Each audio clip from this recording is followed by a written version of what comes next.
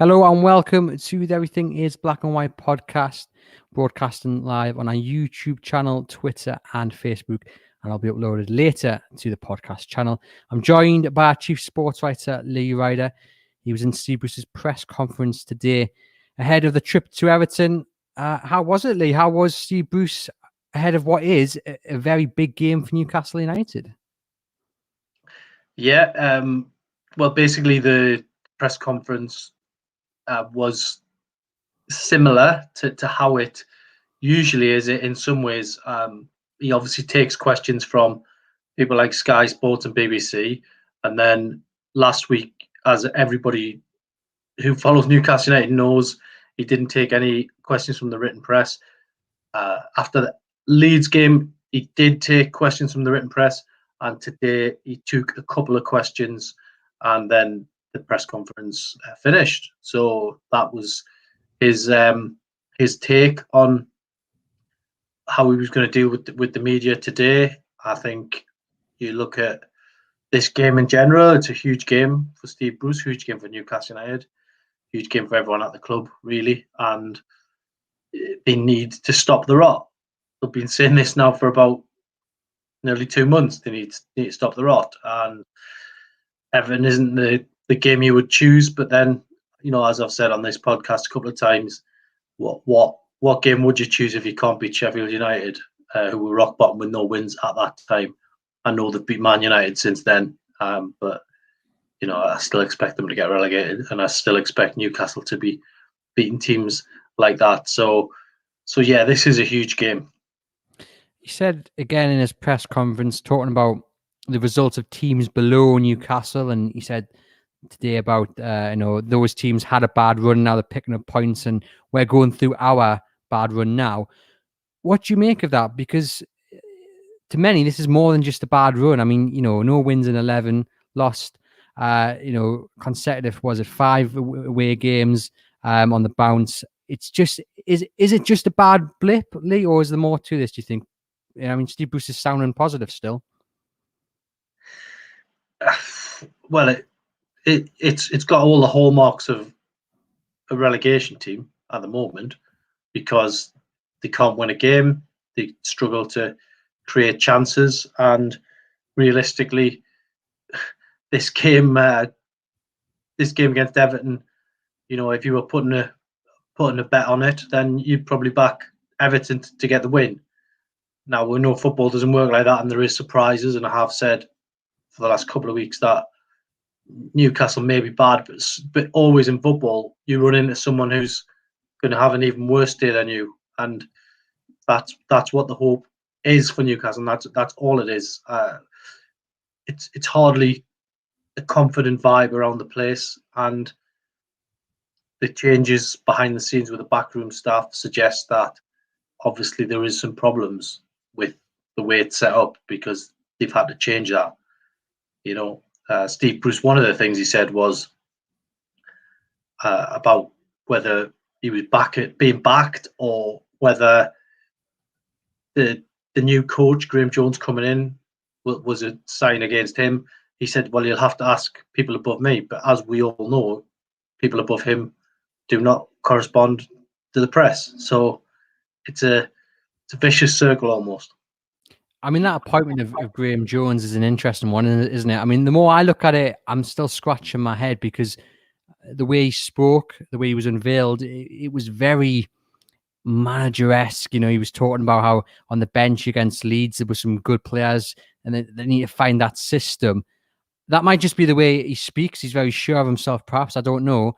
But it did strike me as bizarre, because he wasn't coming in, or he didn't come across as someone who is going to kind of sit on the sidelines, and he did come across as very managerial-esque. And I think you mentioned a good point there, perhaps, Lee, is that if the hierarchy maybe came out and just maybe explained a little bit about what the point of this is, there maybe wouldn't be as many questions as there is over this appointment.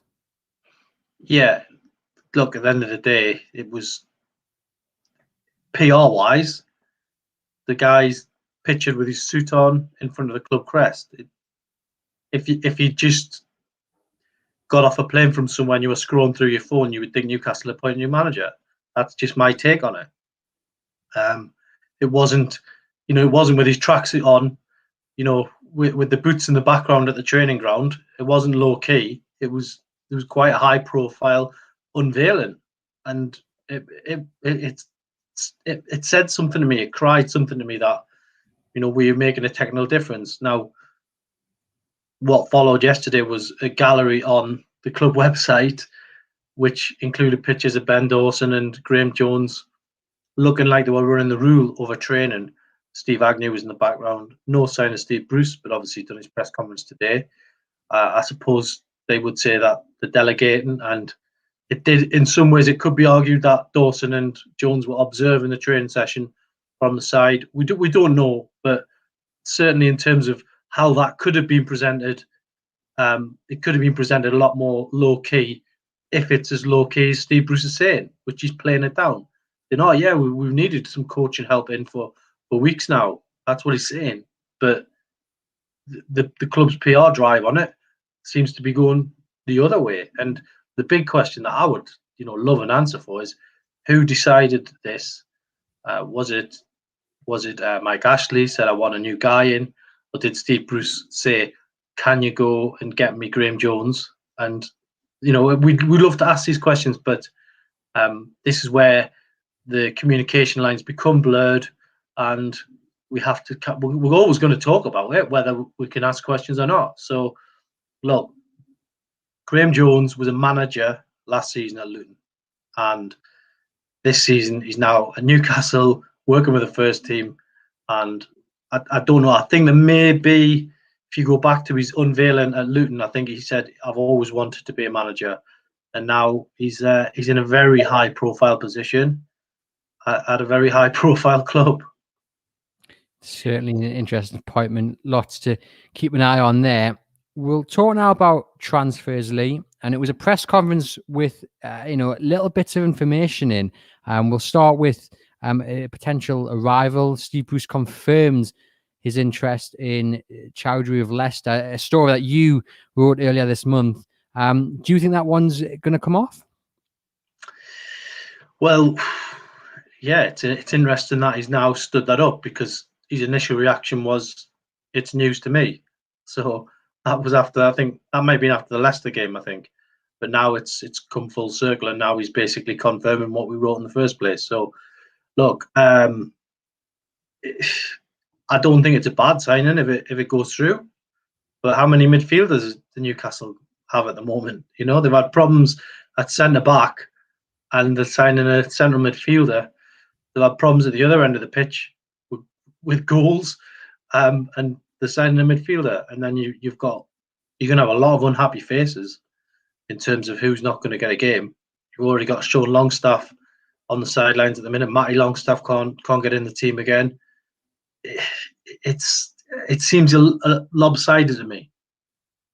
Yeah, it's interesting. I think obviously I think they do need a box-to-box midfielder, but whether Choudhury is the answer. But you do make a good point. They're so oversubscribed in that area, and yet they're still lacking huge quality, in my opinion, of someone who can just take the game by the scruff of the neck. Something that we've spoken, previously about many times on the podcast. We've got a question here for you, Lee, from Tell Magpie Ross, and he just says, being realistic, can you see some decent additions for the squad before the window closes? I think there's a chance that one or two might come in. Obviously, players would have to come out as well. So I don't think we're going to be celebrating marquee signings as we have in the past. Let's put it that way. And I think everyone's quite realistic about it, to be honest. But the best you can hope for is players who aren't getting a game anywhere else, and then they won't be fit. Jetro Williams is one that Newcastle have been linked with, but Steve Bruce admitting today that he's not there fitness-wise. So it's a terrible window anyway, the January one, unless you've got really prepared to splash the cash. And this one in particular, where not many people are doing business, it makes it even worse. So I don't think you can hang your hat too much on this transfer window, and I don't think it'll be Sky Sports breaking news, yellow ties, all that sort of thing. I think that might. I'd be interested to see what their media strategy is for deadline day. I think it's 5 permanent signings across the Premier League so far, which is must be a first in the January window. 5? Wow. 5, I think. I think West Ham have confirmed it was the Brentford midfielder. They had him on loan and they've made him a permanent signing. They confirmed that this morning. I think that was the 5th. So yeah, not much business being done at all across the Premier League. One, you mentioned their potential outgoings, and again, Matt Ritchie is constantly linked with a return to Bournemouth. Steve Bruce spoke about it. He was asked about it today. Tyndall, the Bournemouth manager, spoke about it yesterday in his press conference, said, I love when managers say, I don't want to talk about other clubs' players, but I think he's a fantastic player, which is what Tyndall said. And Steve Bruce was asked about what's going on with Matt Ritchie today. What was his response?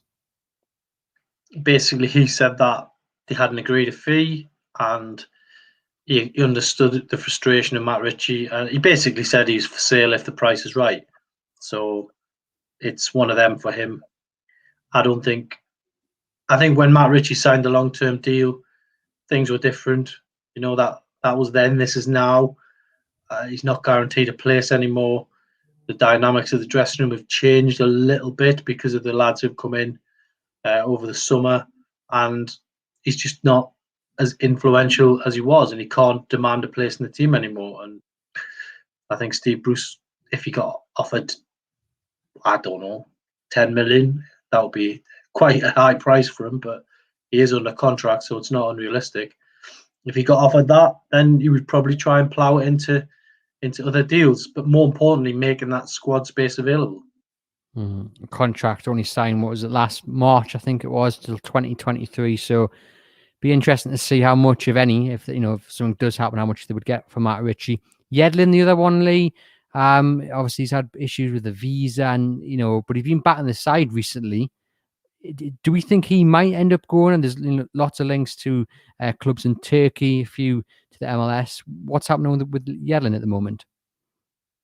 Well, I think he obviously got frustrated, didn't he? And he come out and he slammed Newcastle for not talking. Since then, I spoke to Steve Bruce about it. This was before the press conference sanctions were issued, and he said that the club aren't ruling out a deal for him because there's still 6 months of his contract left. And when you bear in mind they went into sort of overtime with Matty Longstaff and they eventually got him sorted, there's no guarantee that those talks are completely dead.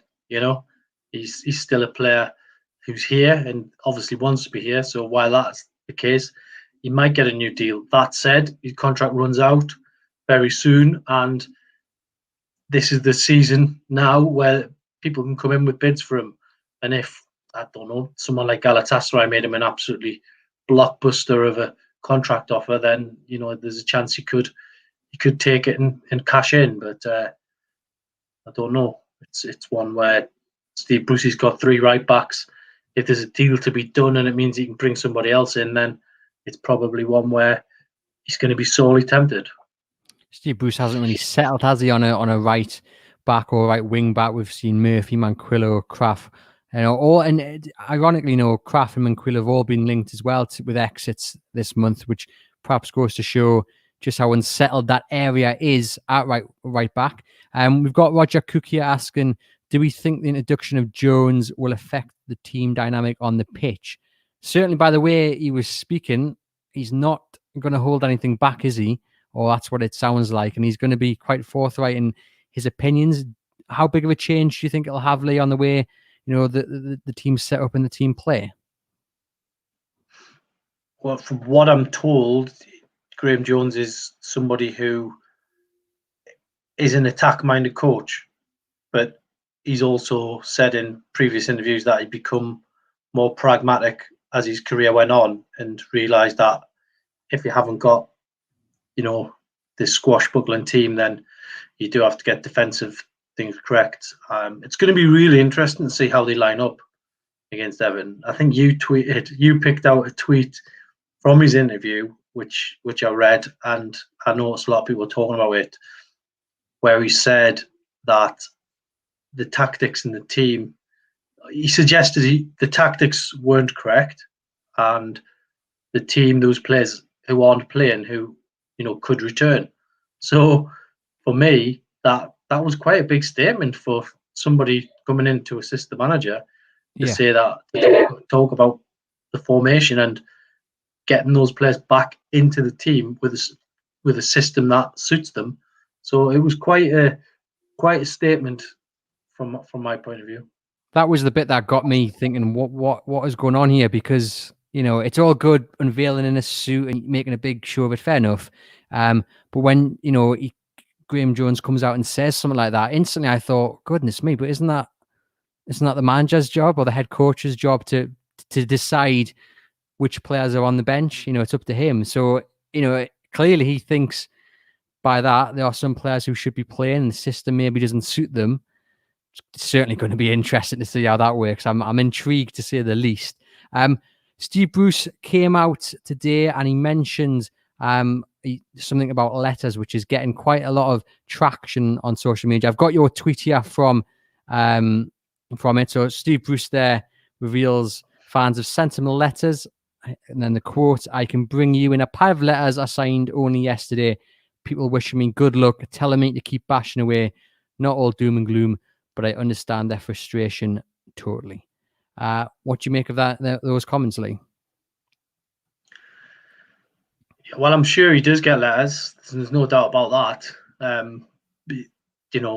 People do still write letters, but I'm surprised he's gone down that way, because it's almost like, and I know social media can be quite intense, but it feels like, I don't know, it feels like almost 100% of the comments on social media are negative and against the manager.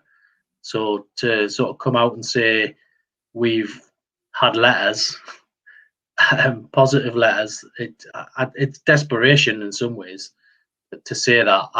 I think he was caught a little bit off guard by the question in the press conference, which was obviously asked by, I think it was the BBC, and the actual question was, have you had people coming up to you in the supermarket or on the street to have a go at you? Basically, that's what he said. So we're all the menacing or so-called menacing written press asking tough questions, then the broadcast ones can be just as brutal, and that was a tough question for him, and that was his response to it. So yeah, look, Joe Kinnear said this about more than 10 years ago. He started quoting letters from people that were supporting him, and it's I don't know, it's every press conference that goes by, it just looks like it's becoming more and more of a strain, and I just think it's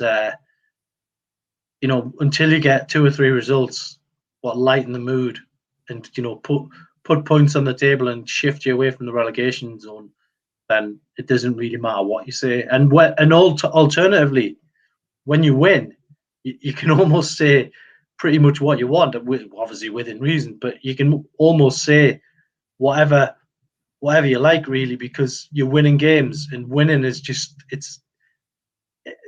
Chris Hughton used to say it covers up a multitude of sins when you win football matches, and he was absolutely spot on. But it's dealing with different managers. We mentioned Chris Hughton there, very diplomatic guy. Steve Bruce has gone the other way, where he's kind of tried to fight the press, get it by the scruff of the neck. Didn't work for Joe Kinnear, not working for Steve Bruce now. And realistically, Newcastle, they don't need any off the pitch distractions. They don't need all that going on as a sideshow, and they need to focus on the pitch. So it's a little bit of a mess at the moment, I think is the best way to put it. I mean, Dale Richardson there says, "I'm in full support of the manager and players always will." I actually think everybody is. I think there's a separate entity though, isn't there? It's whether you believe Steve Bruce can turn it around, whether you believe Steve Bruce is good enough for the job. But I don't think anybody actually wants their side to lose or get relegated, because at the end of the day, that would be disastrous for Newcastle United. And I don't know, you probably tell me in the comments, guys, but I'm sure a lot of people would rather be eating their words and seeing Newcastle push at the table than be in this constant cycle of loss. But again, I think they are separate entities. The Leeds game, Lee, 20 minutes of positive football. But I think there's a strong case to say against that Leeds side, you're always going to find pockets of space because they play so open that there's always going to be those gaps to exploit. But against sides like Everton, who obviously Newcastle play tomorrow, you'll be down at Goodison Park. You're not going to get the same opportunities, are you, to break in between the midfield and the defence? They're going to be a lot more rigid and tight than Leeds are. And I actually don't know how many other teams play like Leeds where you do get that space. So 20 minutes of good football against an open side, at the end of the day, they need to beat Everton tomorrow, don't they? Yeah, 20 minutes of good football against an open side and you still can't get a point out of it. So tomorrow's a different game altogether. Everton, we haven't got a good record down there recently. I know we've picked up the odd point here and there. A point would be a fantastic result tomorrow if they could get it. I just think Newcastle have got this, unless Graham Jones has dramatically changed things in the last 48 hours, Newcastle just got this. You can almost see it. You can almost see it coming when they're getting off the bus. There's vulnerability about them. It's just heads down and just something isn't right. And I just think other teams can sense it. And if I'm right in thinking at Everton, I don't know if they're still doing it this season because I haven't been, but Newcastle will enter the field from the other end of the ground. So Everton will see them coming basically, and I just think unless Newcastle's body language is exactly right from the offset, then it could be a long afternoon for them. And I just hope. Look, I hope, you hope. I'm sure all the local press want Newcastle to win. It's ludicrous to suggest anything else. We all want a successful Newcastle United, but the reality is that could be a long afternoon for Newcastle. If they lose, it then sets the tone for another awful lockdown weekend. And I just hope we can get lift spirits somehow. I hope Graham Jones has done a big job in the last 40 hours. Let's not put too much pressure on the guy because he's only just come in. But I just hope that we can see a little bit of improvement. And if they can get a result, even better. You mentioned there Newcastle's history at Goodison. They've won only once in the last 16 Premier League games down at Everton back in September 2010. So, yes. Yes, that day. So it's not, they don't have a good record down at Everton. Everton will have Doucouré back, who was missing against Leicester through suspension. He's arguably one of their best players. They did miss him against Leicester. When I've just been chatting to Liverpool Echoes, Adam Jones there, and you can hear that podcast later on today on our podcast channel. And he was saying they really missed Doucouré.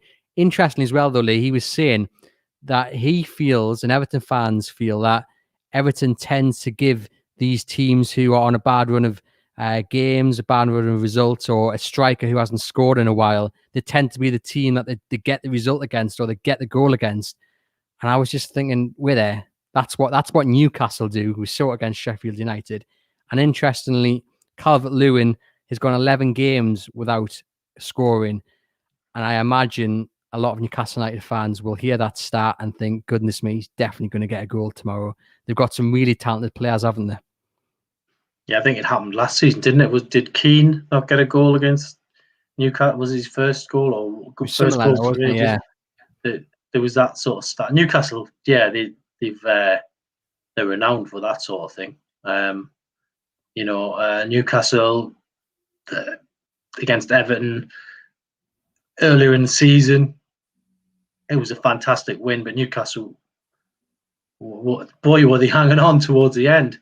And going into this one, it's always, I don't know, it's always difficult down at Goodison Park for them. I don't know whether the lack of crowd will make a difference, but it's always seems to be one that just seems to get at them. I remember Alan Pardew taking charge of a game down there and fans chanting they wanted the money back.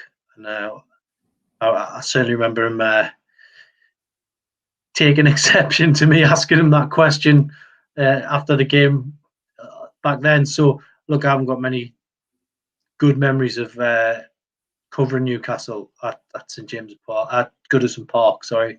And I just think that, from Alan Pardew joking here, everyone's struggled down there since that Ben Arfa goal. So hopefully, I think even the under-23s lost the cup final there a couple of years ago. So hopefully Newcastle can get something this weekend. Everton coming to this game having won 5 of the last 8, losing only once. And even though Pickford made a bit of a blooper against Leicester, they've only conceded 6 goals in the last 9, which is decent. And again, the reporter Adam Down at Liverpool Echo said without that clanger against Leicester, he's had a good few games as Jordan Pickford. Always that extra bit of spice with Pickford. Stuart Wildblood here asks, how many more games do you think Ashley will give Bruce Lee if the current form continues?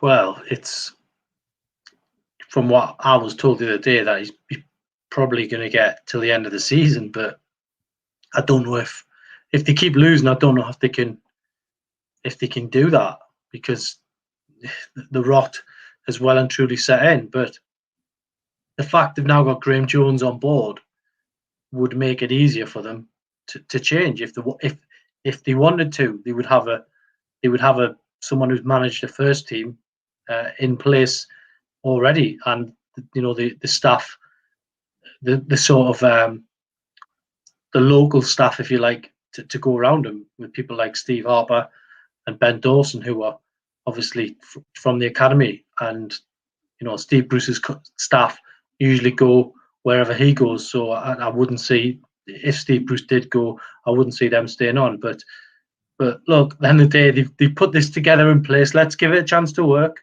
Let's give them, whatever time they need to get it right. And if they don't, then they've made some change, and they'll be open to criticism again. But do we expect miracles after one game? Probably not. I think I'm looking at it as giving it a sort of 3-game window. They've got Everton away tomorrow. We need to see positivity. Then they've got 2 home games. We need to see some points. So if they can pick 4 or 5 points up from the next 3 games, they'll be in a much stronger position. But if they continue to lose games, then where does it leave anybody? It would leave Newcastle with 15 games left in the Premier League with 19 points and having to win almost every other game. And they've got some hard games coming up if you look at the fixture list. So it's an intriguing time as a journalist to see what happens here, to say the least. Just before I get your score prediction, then, obviously Brighton, Fulham, they drew. We saw Sheffield United beat Manchester United. Burnley now 3 points ahead of Newcastle, which is remarkable. Are you seeing warning signs with those results that now that teams are starting to pick up, whereas Newcastle are just continuing on this run of really poor results? Yeah, I mean, I'm probably sound like a broken record, but Newcastle aren't going to stay up on 19 points. Teams around them will pick up results. Fulham have got nothing to lose. I think Fulham, if you ask any Fulham fan, if they could take it to that last game of the season against Newcastle in a winner-takes-all situation, they would snap your hand off. And that's what Fulham are trying to do. They're on the other side of this battle. Newcastle are trying to get away from it. Fulham are at the other end, and they're just trying to stay in touch and try and take it to those last few games. And what I mean, I'm not asking for this at all, but if Newcastle were to play Fulham for the right to stay up on the last game of the season, that would be, I think, every TV company would be falling over themselves to get the broadcast rights for that one. But look, I don't want to jump too far forward to May, but at the minute it's a possibility. If Newcastle keep playing the way they are and Fulham keep chipping away and getting points. Of course, Fulham play West Brom this weekend as well. So that's going to be an interesting game, and to see who gets the win there. Fulham get it. They'd be within 3 points of Newcastle if Newcastle don't manage to beat Everton. So, I mean, this weekend is huge for Newcastle. Can you see them getting a result then laid down at Goodison Park? Oh, you put us on the spot there after no wins in 11, aren't you? Look, something's got to change at some point, you would like to think. Graham Jones coming in will have had some positivity. Can I see them winning down there? That would be some turnaround from the last few weeks. Could get a draw, definitely, if things go right. But as I say, the one thing I want to see is just some positivity and some attacking football, not just sitting back, defending and waiting for the inevitable to happen. But look, I think they could get a result. I know it sounds obvious, but the way the form book's going, it tells its own story. And I think Everton will be rubbing their hands at this fixture. Chance for Everton to break into that top four. That'll have a game in hand as well, so to really establish themselves against the Premier League's top sides. Well, Lee, safe travel down to Goodison Park. To you guys watching and listening, please subscribe to wherever you are doing so from, and head over to chroniclelive.co.uk. You can hear, or you can read rather, all the stuff from the press conference, his prediction as well, and we'll bring you live coverage of the game tomorrow afternoon. Thank you for joining us.